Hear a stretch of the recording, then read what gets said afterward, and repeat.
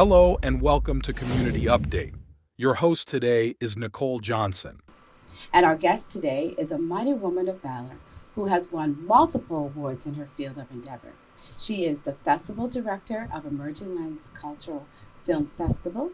She is the CBC Artist and Cultural Columnist, a member of the Playwright Guild of Canada, a board member of the Black Women Film Canada, and chair of the Union of Black Artists Society.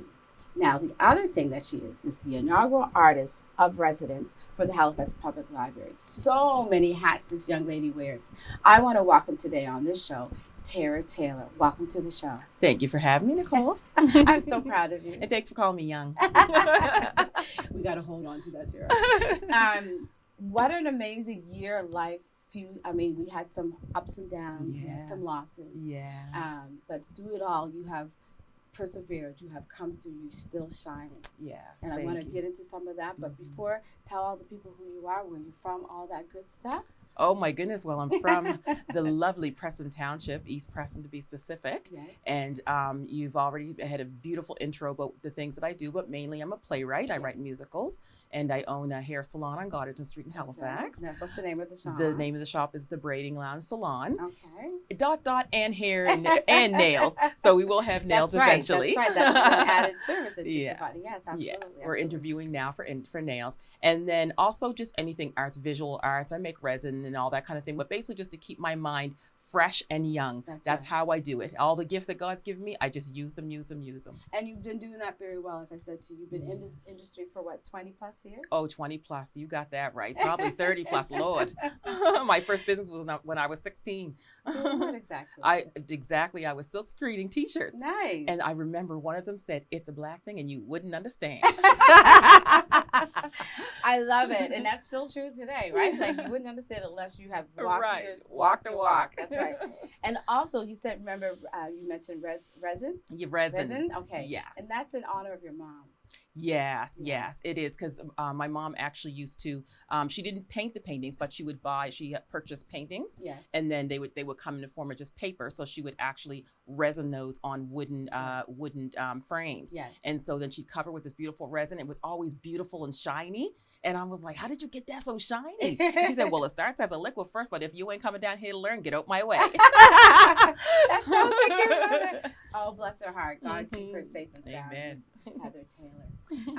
I want to jump into lots of things, right? Because you have been places, you have done some amazing things, and yet you still remain in Halifax. Yes. Too big for Halifax. Yeah, that's I've never thought about it that way, but yeah, like my babies are still young, so they have family here and their daddies take good care of them and stuff, so I can't take them away from their family, first of all. But second of all, I really truly believe, I remember a long time ago before we actually did Dream Girls as the full play, we did a gala featuring those Dream Girls. And so someone said at the end of that show, "Oh my goodness, I felt like I was in New York, didn't even feel like I was in Nova Scotia." I said, "Well, thank you. I understand that's a compliment supposed to be, but you are in Nova Scotia. So recognize that talent is here." And so ever since I heard that, I guess I just had this desire and passion to bring us up just as good as New York and Toronto. We are just as good. And for that reason, I'm glad you're here. Right? Yes. For to expand your talent and your giftings and to make all of that great moolah, right? Yeah. We want that. Exactly. But the fact is that you're here telling our stories our way. That's right. And I sat in on Love, Peace, and Hair Grease. Yes. Girl, I felt so, I'm acting like my mother. I was singing along and didn't even know the songs, but that's okay. But I felt like you were putting us on the stage, and it's okay to kind of absorb that and take that in and say, "I know that place. I know that street. I know that name. I know that person, that character," right?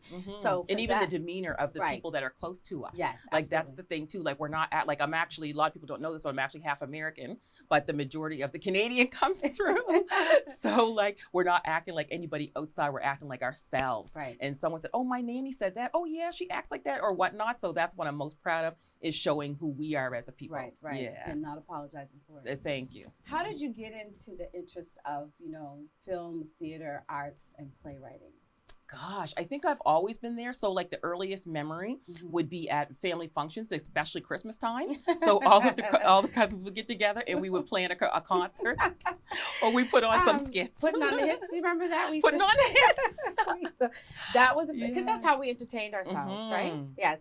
So for those of you who don't know, Tara and I are related, and we grew up in the same community, played on the same street. We weren't allowed to go anywhere but where we are in our facility. Exactly. And our cousins were our best friends. Yeah. So continue, please. Yes. But with rolling hills of stage. Yes. We've always had a stage. We've always had audience. We've always by music. Music. Yes. Like in my family, there's people sing, people play instruments. My father, he plays 9 instruments. Nice. Yes. And so like, you just have to absorb what's around you and your family first. And then of course, church.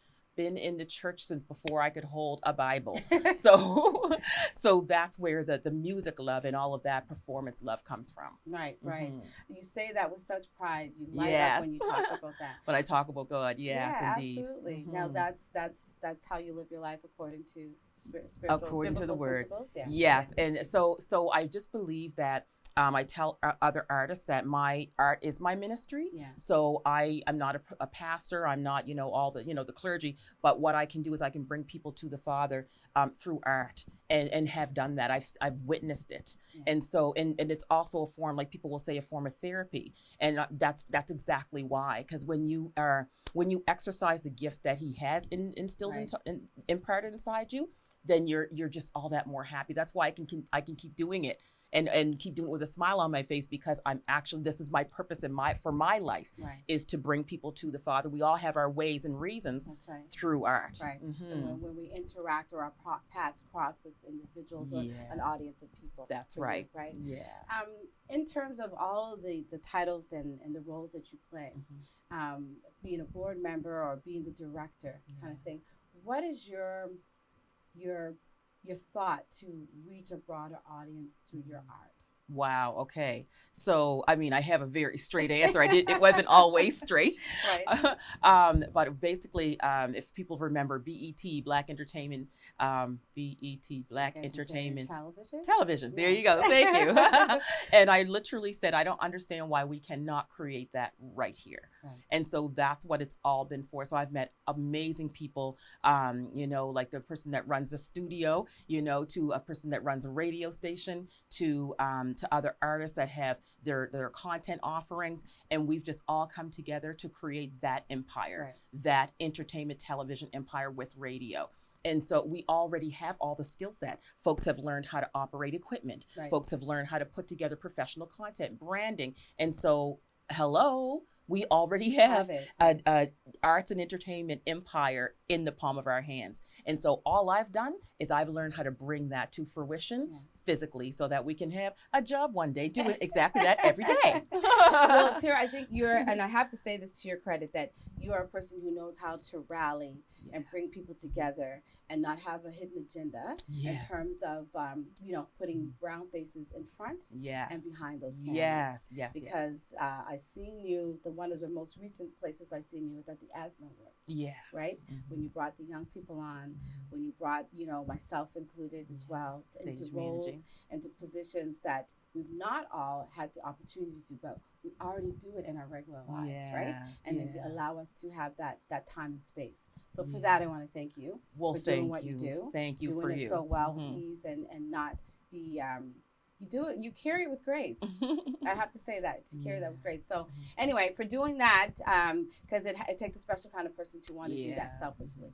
Yeah, and you're right, and I'm always just kind of brushing it off, but I actually feel ashamed to even brush that off. So I won't brush it off this time around, because what I realize is that I remember some certain person said, "What? I can't do this job," and I said, "Well, do you do A, B, C, D in your other work and other life?" "Oh, yes." I was like, "Okay, well, just transfer it." And they were off the chain. And who was that? You. "I can't stage manage." "Oh, you certainly can." And crack that whip and just got your team in place. So because you're so phenomenal in everything else you do and running for office, then of course you can stage manage. What does that really speak to you? What that speaks to me is that first you have to start making your mark and being an impact, a positive impact home, Yes. Then you do it regionally. Yes. Then you do it nationally. Yes. And then you do it internationally. And so the first opportunity that I got to do that is last year. I did direct a musical in Cleveland. Okay. And nice. the person who wrote that is actually from here, but lived in Cleveland, Okay. and now lives in Buffalo, New York, actually. And we're planning a couple of more big shows and big things. Yeah, so that's what you have to think of. But also, you still don't change. Just because your platform grows to international heights, your brain should not, and your ego should not. That's right. And your heart can. That's allowed to.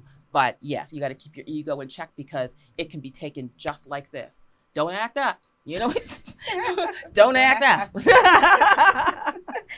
So when you're moving in those spaces, right, in the U.S., and I think you've been to other several places as well that we'll get into. Yes. When you're moving in those spaces, how do you feel that you have to carry yourself as a Black woman in those international or those national spaces in the bigger cities? Yeah. So you have to remember that you belong, Right. and that you're there for a reason. So like, I didn't just pick a place off, turn the globe around and then stop it and then pick a place. So you're brought there for a reason. You're brought there for your expertise, for the way that you deal with people and care with people. It doesn't matter where on the globe you go.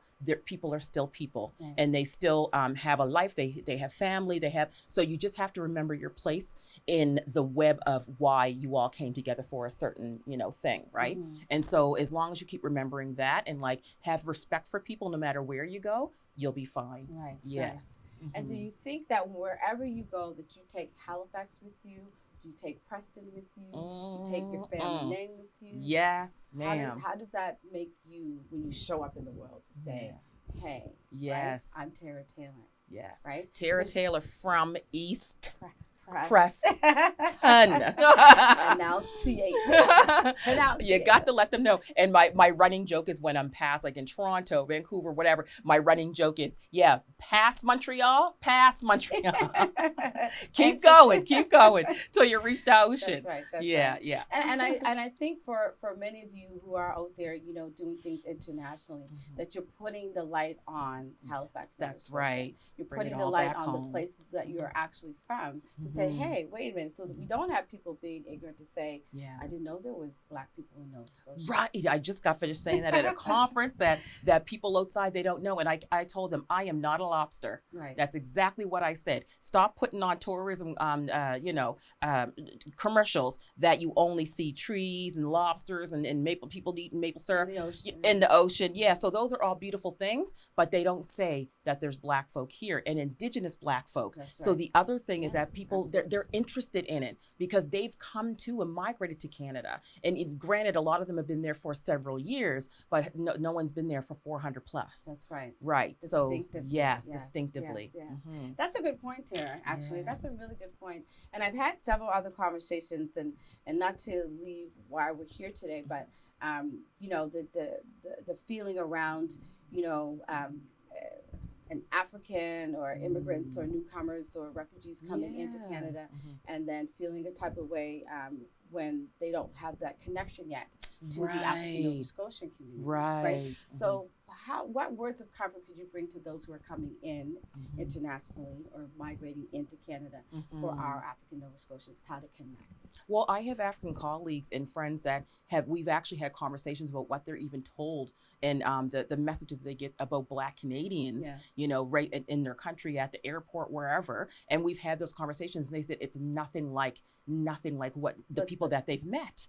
And I keep telling them over and over, we have so many similar ways and similarities, differences, or whatnot. Let's celebrate those. And so there's one person that's a Caribbean born, right. And we actually developed a new 6-part series that celebrates our diaspora through art. And so, just kind of bringing us together to understand that we are totally different. So what I say to them is that you have to respect how long we've been here, because we didn't bring us native here. To the land. Right, native to the land. And so once you respect that, then we get along famously, because then we start asking, oh, well, what's this like back in Africa? You start like celebrating the differences of you still being there and us not having been there since for 400 years ago. Right. Absolutely. That's a nice point too.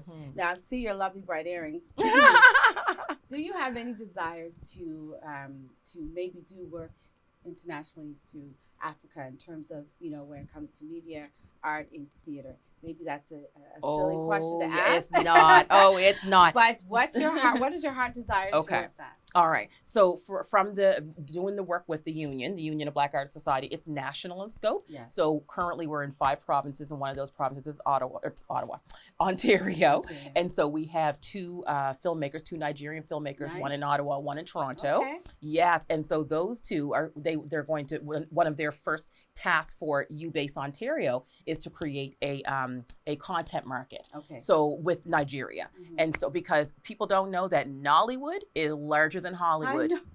Like, how come you don't know this? All right. So I'm like, that's okay. We know it. Right. So basically, like, we're really excited for that to be, and we're starting a brand new festival up there in Ottawa. So that's the most I'm excited about. So for those who don't know what a content market is, and I'm so glad this is going out because I try to tell as many people as I can. So when you're a filmmaker and you're trying to land a Netflix deal or a Crave deal or Tubi, Right. whatever, Yeah. so there's 2 major markets in Canada. One's called Prime Time, Mhm. and that happens in Ottawa in both the springtime. I just missed it. And then there's another one, Content Canada, that happens within Toronto Film Festival. Okay. And so when you travel and you become a delegate of these 2 markets, you literally have at your fingertips for 15 minutes whomever you want to talk to pitch your ideas, to buy your story, all of the thing. And that's what they're there for. So if you can't find them through a website or through whatever, then that's what they're there for. You become a delegate, you meet them, and there's a big old room where everybody talks and takes turns. Okay. And that's what we're creating with Nigeria, is this content market for Black content. So you see handshaking, Black content.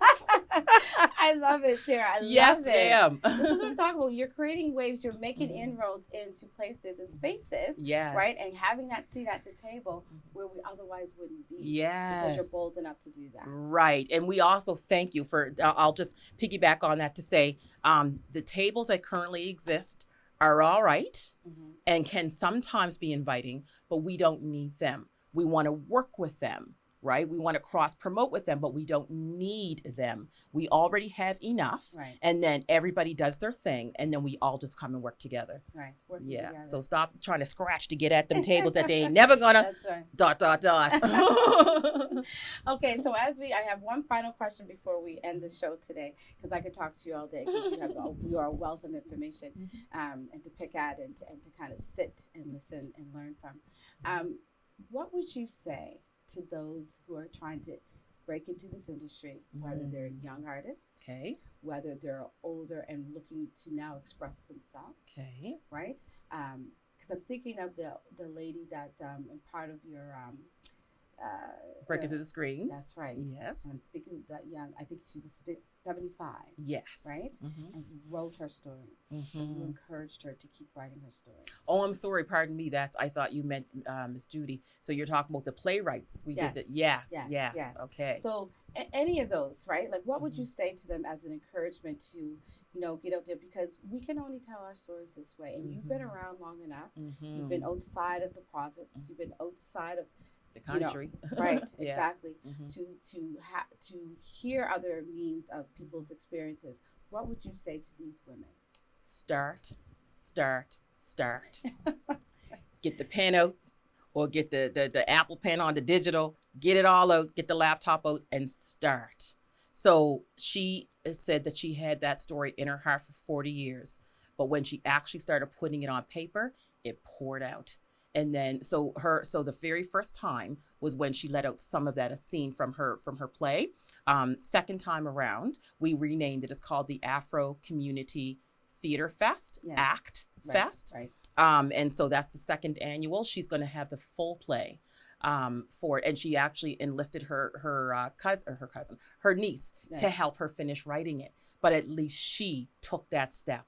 So what I tell them is, you don't always have to be your own. You don't have to wear all the hats. Right. We're creating all these training programs, all these things to put people in the whole team so that your dream can be realized. And you're supported. Right. Yeah. You're supported. There Yes. was she felt really at risk of telling that story. She did. Because those are the fears Yes. that we build up. Mm-hmm. But when we're on the other side of that, Mm-hmm. there's a freedom that comes with that. There, oh my gosh, there so is. I love how you word that. Thank you for bringing that up. So, because I still sometimes have that myself, because I'm actually working on my first feature film, and so thank you. And I had my first meeting with my one of my script consultants, and then she said, I have to say to you, like, I can see the parts here, but it's still surface. Right. And she said, like, it feels surface to me. Is that? Go deeper? She wanted me to go deeper. And she said, why do you think you can't go deeper? You won't let yourself go deeper? I said, because I still live here.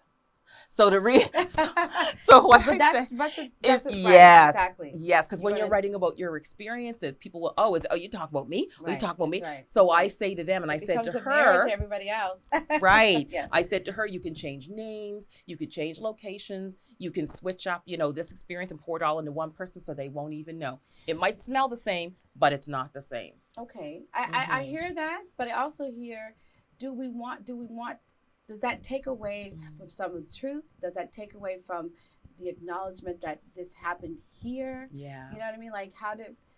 So no, you're right. It, right. You're right. So it's in the instant of what's the term I'm looking for? Nonfiction. Right. So if you're writing something that's nonfiction, you can change up all you want, just so you get it out there. Because then when you said the therapy and it feels good to release in that freedom, that's what you're ultimately looking for. Because you know who you're writing about, yes, right? And so when it's fiction, you have no choice. You have to report as is. But that's when you turn to all the other mediums and animation and everything else. Sarah, I love your spirit, and I thank you for being on the show today. Thank you for having me. I thank you for your authentic self. I thank you for being the beautiful queen that you are. Thank you. And then also, honoring your mother. Yes. You're going to carry her for the rest of your life, right? Mm-hmm. And there you have it, folks. That was Miss Tara Taylor, a woman of many talents, including being the founder and chair of the Charles Taylor Theater and Media and Arts Association. We look forward to having Tara back on the show again to share more about the Black entertainment project that she has coming up or what she's working on. And if you haven't already, remember to subscribe to our channel and click on the bell icon right here below, for more notifications whenever we post new content. And please feel free to email us about any upcoming events or activities that you like your community to know about. I'm Nicole Johnson, and until next time, we will see you soon.